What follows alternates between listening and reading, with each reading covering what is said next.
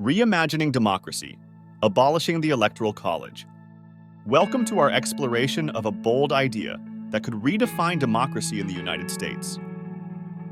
Imagine a nation where every vote is equal, where the president is chosen by the sheer will of the people. Today, we delve into a thought-provoking scenario. What if the Electoral College was abolished? The Electoral College was created over 2 centuries ago, a product of compromise and necessity. The framers of the Constitution sought to balance the influence of densely populated urban centers with the rural states in selecting a president. This system aimed to prevent states with large populations from overpowering smaller ones, ensuring regional voices were heard. For years, this method facilitated the functioning of the republic, providing a structured mechanism for presidential elections. Yet, as demographics shift and the socio-political landscape evolves, questions arise about its current relevance. Despite its historical intentions, the Electoral College often finds itself under scrutiny.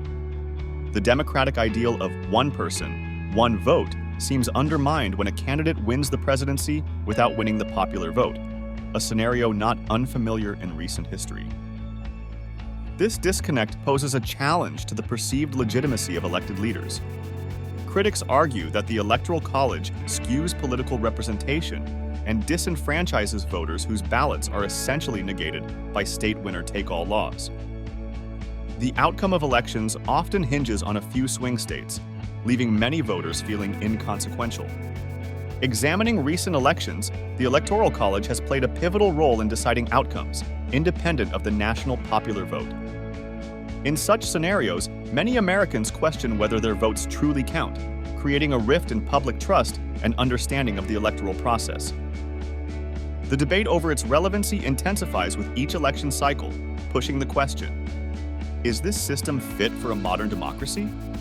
Imagine a United States where every citizen's vote held the same weight and influence. The abolition of the Electoral College would fundamentally transform the presidential election process, shifting it to a direct democracy model.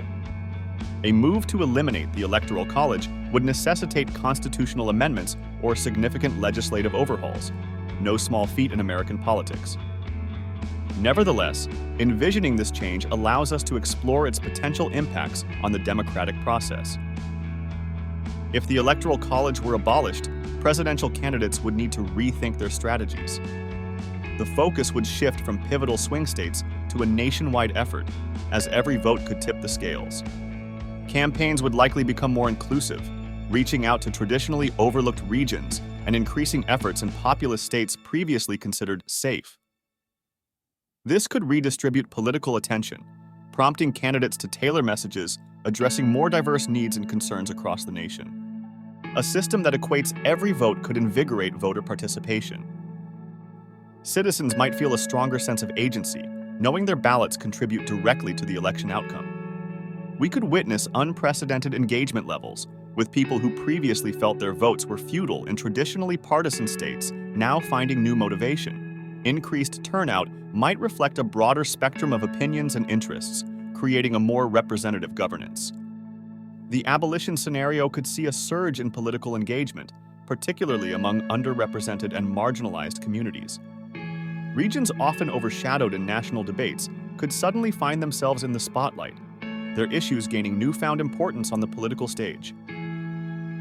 Such a shift could lead to changes in legislative focus and priorities, addressing the needs and urgencies of a broader demographic spectrum. This could reshape the nation's political discourse, making it more inclusive and equitable. Without the Electoral College, the balance of political power could shift dramatically.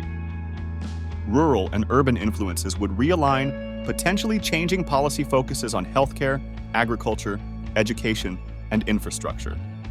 While some fear rural areas might lose their current influence, this change could invite a richer dialogue between contrasting interests, fostering policies that consider diverse perspectives and achieving a more congruent national strategy.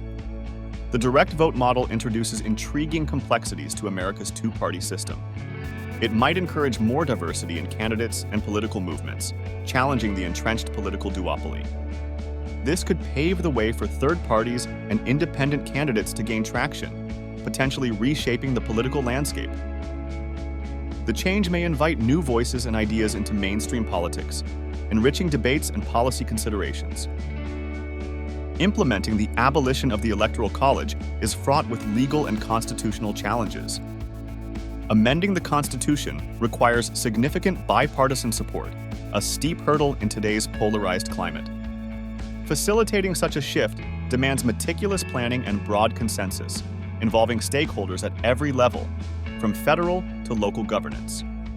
Such endeavors require a decisive national dialogue on the values and directions of American democracy. Many nations around the world elect their leaders through direct voting systems. Examining their electoral processes could provide valuable insights.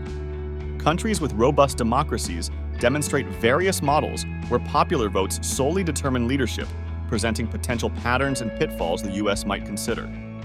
Understanding these systems helps us map possible outcomes and better prepare for any unintended consequences, offering lessons in transparency and citizen engagement. Despite the hurdles, the potential benefits of abolishing the Electoral College are significant. It promises a democratic system where power truly emanates from the people, aligning with core democratic ideals. A direct vote could revitalize trust in democratic institutions and processes, reflecting a government more attuned to the will and welfare of its citizens. This could also increase international respect for American democratic practices, underpinning its role as a model for emerging democracies. Of course, this topic invites robust discussion. Supporters of the Electoral College argue it prevents tyranny of the majority, ensuring that all states have a voice. The Electoral College, they contend, preserves the federal character of the nation, balancing diverse regional interests. Counter-arguments raise concerns about the complexity and logistics of transitioning to a direct vote system. Critics point out potential downsides, such as entrenching political divides and inequities, which merit serious consideration. In exploring this scenario, we find a profound conversation waiting. The potential abolition of the Electoral College beckons us to reconsider the foundations of representative democracy. As we envision this hypothetical future, the debate continues. Does a direct vote system truly serve the Republic? Or does the Electoral College still have a vital role to play? We invite you, the viewers, to join this dialogue. Share your perspectives, ideas, and hopes for a more equitable and representative electoral process. Engaging in such debates propels democracy forward, urging us to innovate and improve our systems to better reflect the ideals we hold dear. Like and subscribe for more from History Twist.